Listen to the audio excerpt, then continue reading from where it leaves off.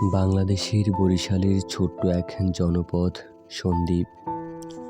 নদী আর সবুজে ঘেরা সেই অঞ্চল জন্মেছিল এক আশ্চর্য মানুষ, রাজা দিলাল খাঁ।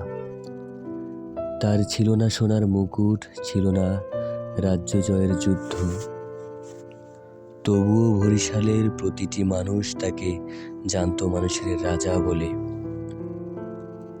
লোককথার মতো জীবন কাহিনী ছিল তার। দিলাল খাঁ ছিলেন এমন এক রাজা যিনি বরিশালের মানুষের মুখের হাসিকে নিজের সাফল্য মনে করতেন।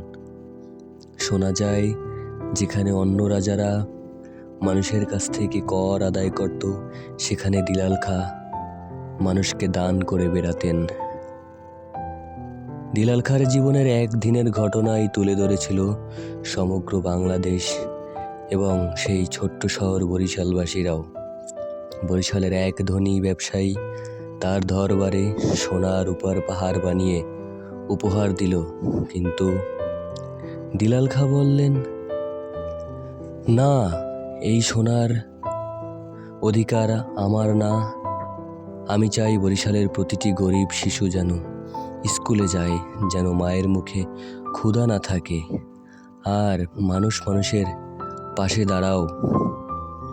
এই কথাগুলো শুধু রাজ্য নয়, সবচেয়ে সময়ের ইতিহাসেও লেখা হয়ে রইল।